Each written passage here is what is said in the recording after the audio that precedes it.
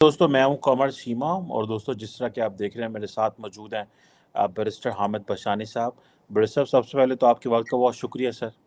आपका शुक्रिया जनाब, थैंक यू। बैरिस्टर पाकिस्तान में आजकल ये बात चल रही है और जाहिर बात है जो पाकिस्तान में चल रही है उसका खित्ते पे भी इम्पैक्ट होगा, और वो ये है कि इमरान खान साहब जो कि इस्टेब्लिशमेंट ने एक जमात बनाई, इस्टेब्लिशमेंट उनको पावर में लेके आई और आजकल वो मज़ाहमती रेजिस्टेंस की पॉलिटिक्स कर रहे हैं जिसमें वो कह रहे हैं कि इस्टेब्लिशमेंट जो है वो उसने क्राइसिस पैदा कर दिया मुल्क के अंदर और उसने मुझे हुकूमत से जो है वो हटाया। और अब जब 9 मई को उनको पकड़ा गया तो उसके बाद उनके जितने वर्कर्स थे वो सारे के सारे डिफेंस इंस्टॉलेशन कोर कमांडर के घरों में घुस गए, आईएसआई के दफ्तरों पे हमले करने शुरू कर दिए और अभी पोजीशन ये है कि वो लोग उनकी पार्टी छोड़ रहे हैं, लोग उनको डिफेंड करना मुश्किल हो गया है। कोर कमांडर्स कॉन्फ्रेंस और उसके बाद नेशनल सिक्योरिटी कमेटी ने जो है वो ये कहा है कि हमें ये जो आर्मी एक्ट के तहत लोगों को ट्राई करना चाहिए। आप कैसे देखते हैं कि क्या इमरान खान जो हैं, और अभी तक की ऑप्टिक्स तो ये है कि उनके घर के बाहर कोई बंदा भी नहीं खड़ा हुआ इमरान खान के घर के बाहर।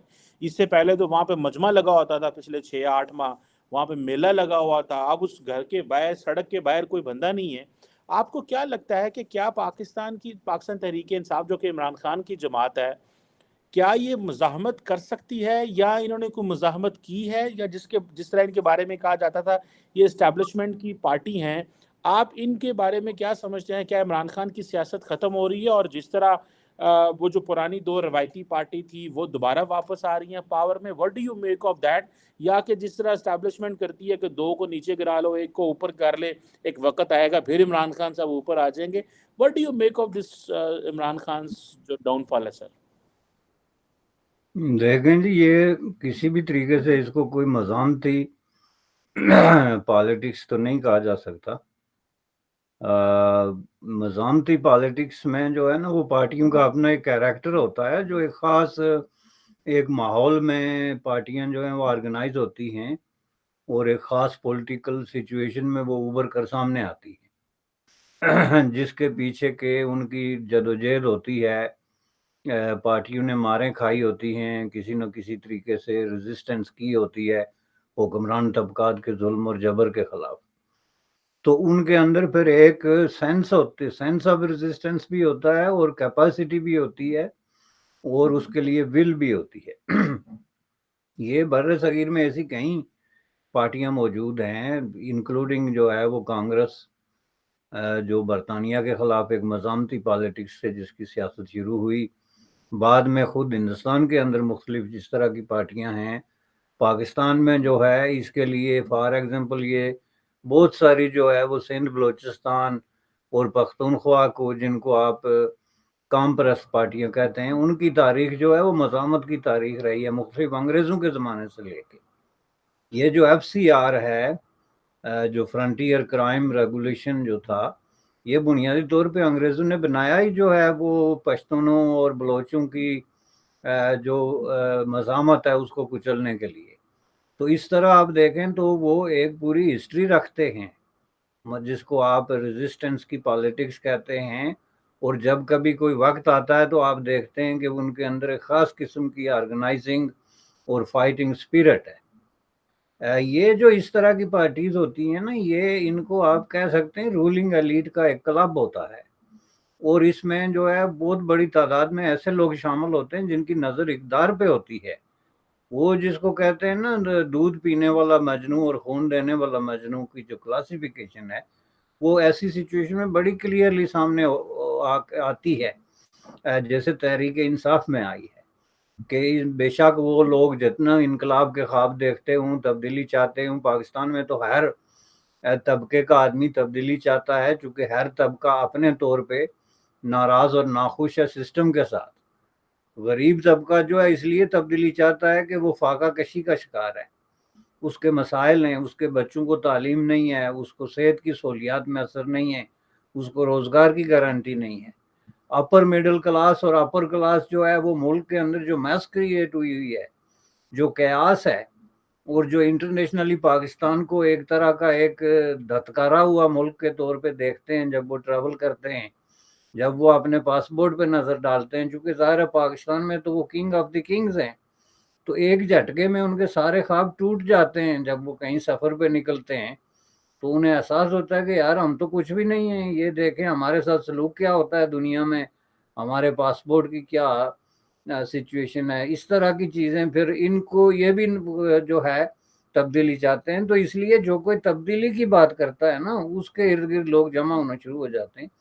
اور یہ تحریک انصاف اس کی ایک کلاسیکل ایگزامپل ہے.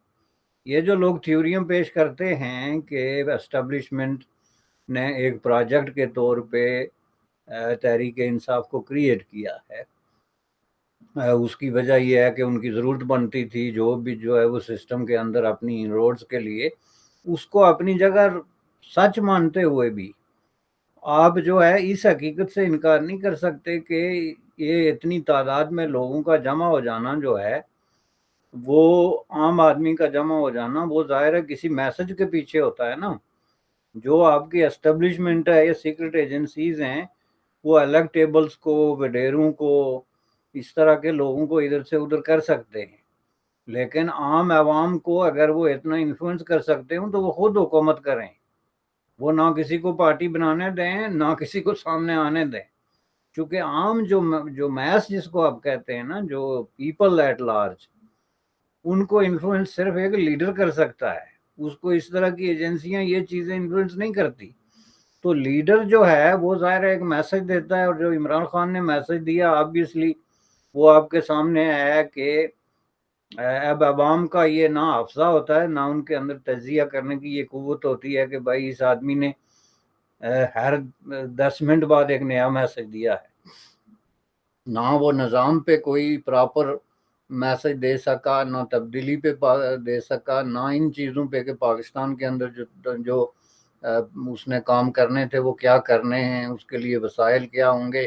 ظاہر ہے یہ عوام اتنا تو نہیں سوچ سکتے, وہ تو یہ دیکھتے ہیں کہ بھائی کوئی وقت آنے والا ہے ہمارا.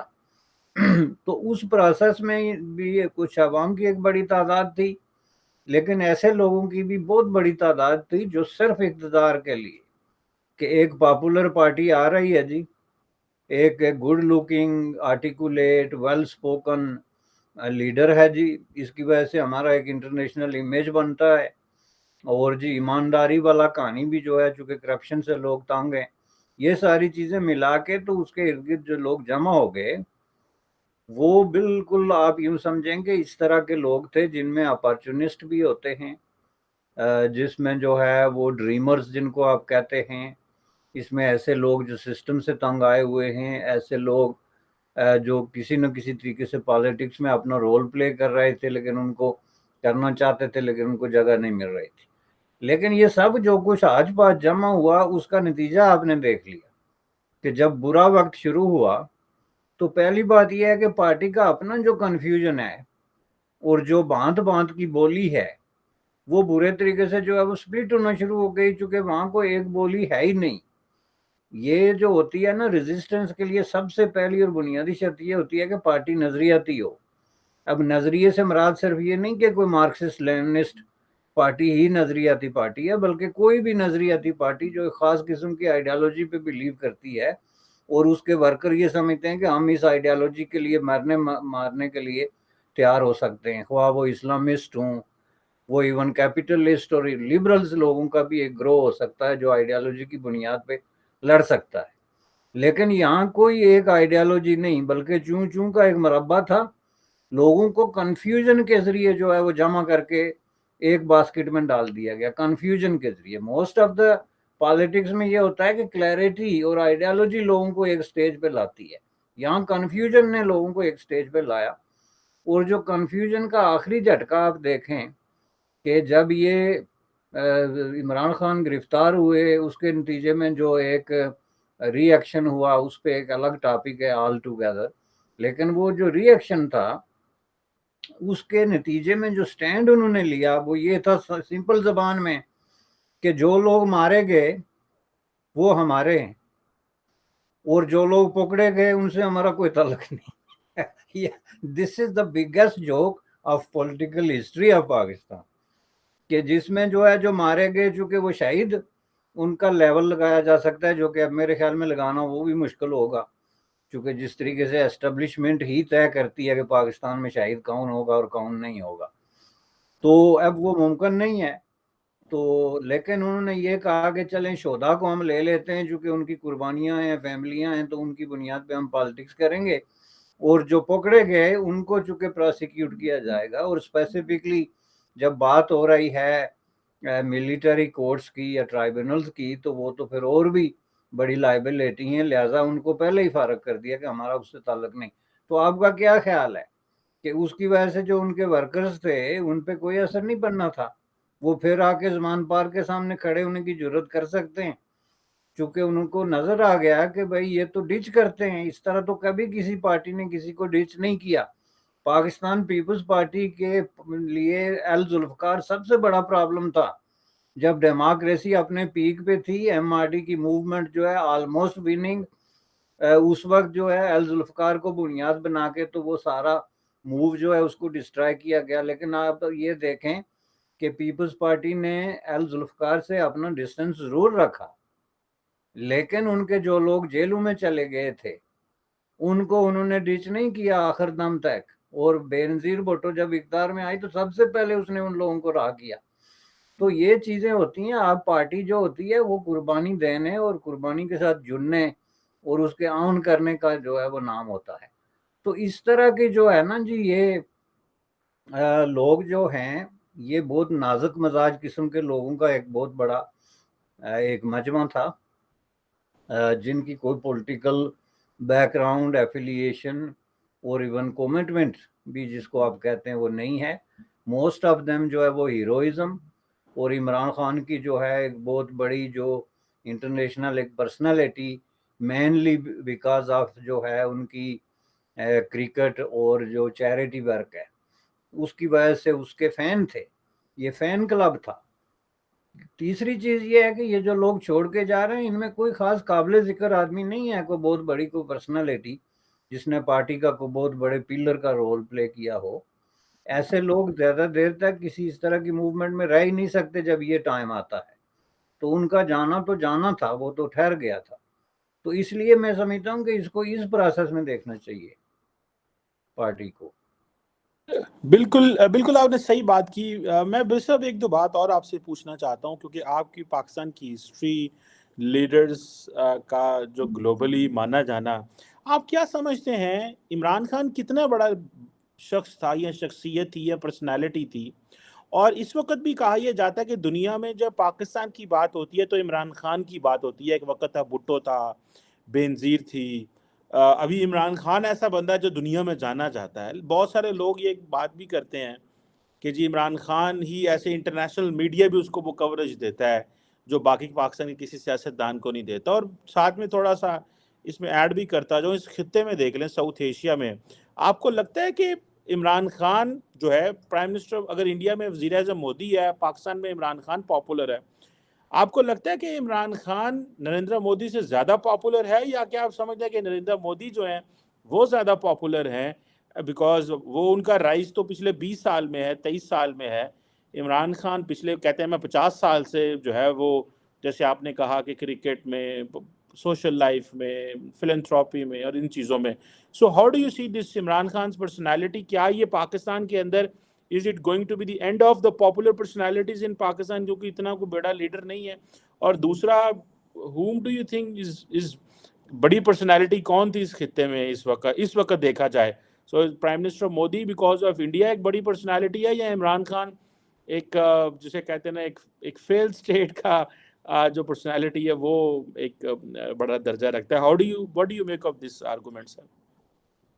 دیکھیں جی، پہلی بات ہے کہ ان کا کمپیریزن بنتا نہیں ہے، کیونکہ نریندر مودی کو یہ آپ کریڈٹ دے سکتے ہیں کہ ہی از گروئنگ ود انڈیا، کہ انڈیا گرو کر رہا ہے تو مودی صاحب کی پرسنالٹی گرو کر رہی ہے۔ ہی از ناٹ گروئنگ کہ بیکاز اس میں کوئی کرشمہ یا ان کی کوئی اس طرح کی کوئی کوالٹی ہے، بلکہ وہ اس لیے گرو کر رہا ہے کہ ہی از میکنگ انڈیا گرو۔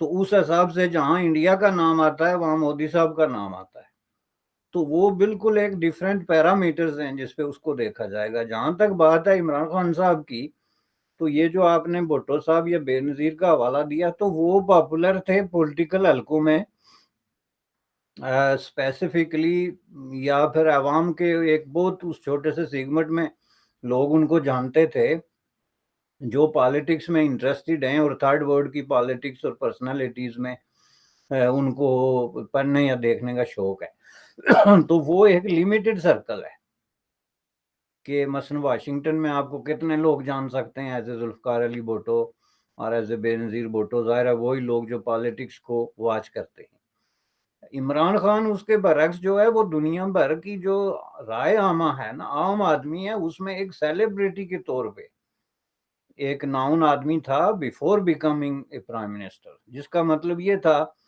کہ وہ اگر مثلا یونائٹڈ اسٹیٹ آف امریکہ یا آسٹریلیا یا اس طرح کے کسی بھی ملک میں چلا جائے تو اس کو ظاہر ہے کہ ایک سیلیبریٹی کے طور پہ ٹریٹ کیا جاتا. میں اس وقت کی بات کر رہا ہوں، جو کہ ظاہر ہے بے نظیر اور اس طرح کے لوگوں کے لیے صرف سیاسی حلقوں میں ہو سکتا تھا.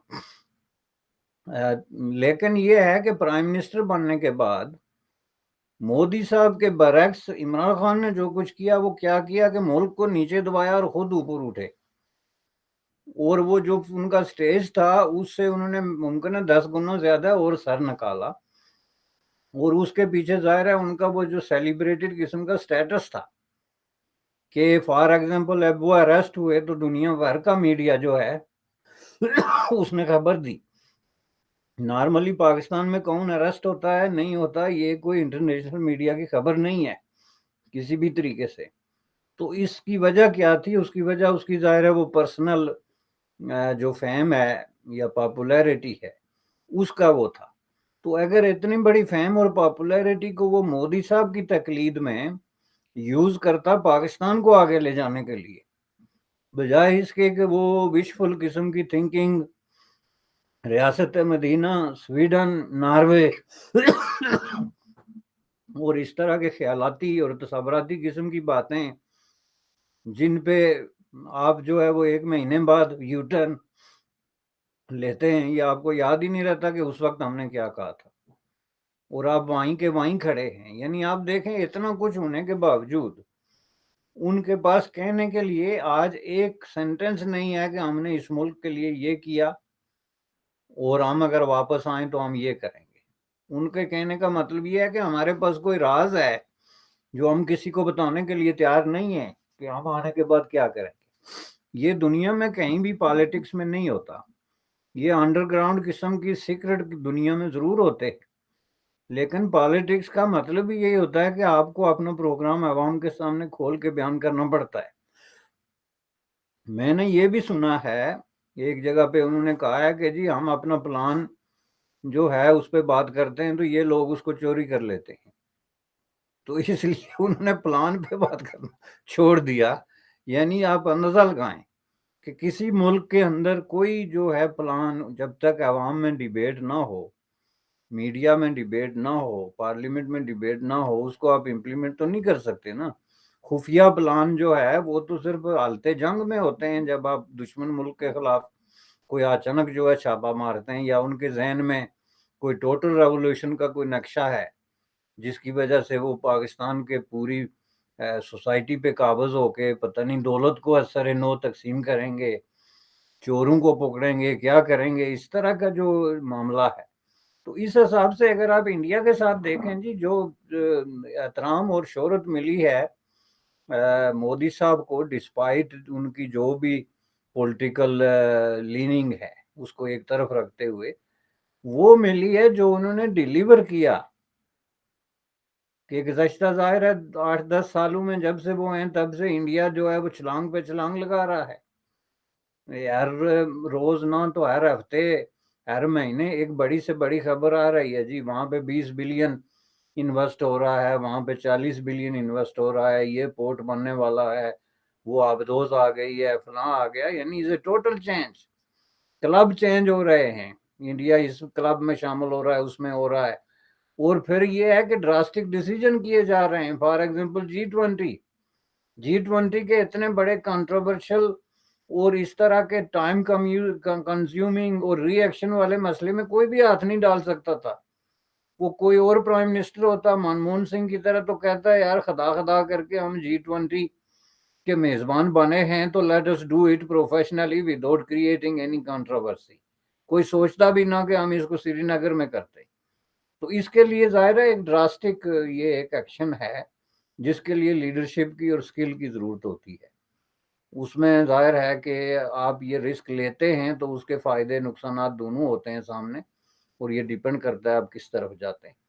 تو اس حوالے سے اب یہ دیکھیں تو میں سمجھتا ہوں کہ پاکستان جو ہے وہ آلدو کہ اس میں کوئی نیچرل فیکٹر بھی ہیں جیسے کرونا یا کووڈ-19 کا جو پینڈیمک وغیرہ, لیکن حقیقت میں عمران خان کے دور میں پاکستان جو ہے ایک تو انٹرنیشنلی جو ہے وہ آئسولیشن میں گیا ہے, جو کہ ایک اتنی بڑی اس طرح کی پرسنالٹی سے اس کے برعکس توقع لوگ یہ کر رہے تھے کہ یہ آ گیا تو دنیا ہمارے ساتھ پتہ نہیں کیا تحفے طائف کے تبادلے ہوتے رہیں گے ایوری ڈے, جبکہ اس کے دور میں وہ پاکستان جو ہے وہ بدترین قسم کی آئسولیشن اور تنہائی کا شکار ہوا.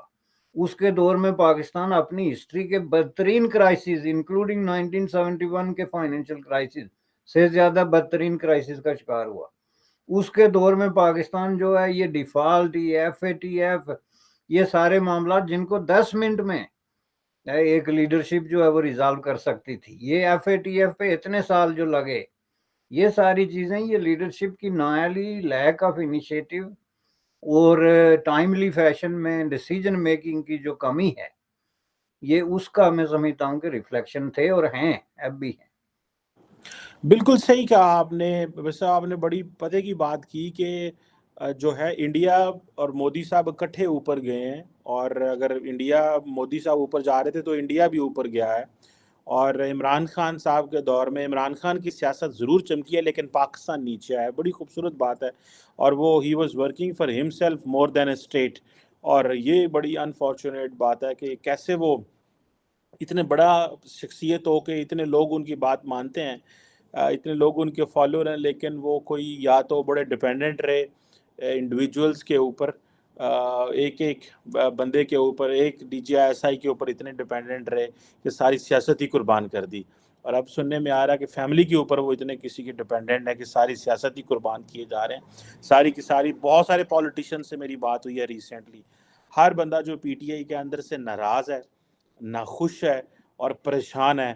اور آپ ان لوگوں کے انڈیویجولز کی بات بتاؤں بڑے صاحب جو پی ٹی آئی کے حصہ ہیں جنہوں نے کروڑوں روپے لگا دیے اپنی سیاست میں عمران خان کا حصہ, اب ان کی چیخیں نکلی ہوئی ہیں اور ان کو خوف بھی نظر آ رہا ہے کہ اسٹیبلشمنٹ یا کوئی ہمیں کہے گا پارٹیاں چھوڑو, ہم کہاں جائیں, ہمارا مستقبل خراب ہو گیا, ہم تو وزیر اعلیٰ, ہم تو ایم پی ایم این اے بنے ہوئے تھے اگلے کچھ مہینوں میں, اور ہمیں یہ عمران خان کی ادھر لے گیا ہے. ان سے پوچھیں, اور ساڑھے پنجابی کہتے ہیں رقمہ ڈوب گئی ہیں تو یہ جو ہے نا رقمہ ڈوب گئی ہیں, یہ تو ان سے پوچھا جائے. Thank you very much barrister Hamid Bishani صاحب, sir, it's pleasure talking to you. Thank you جناب.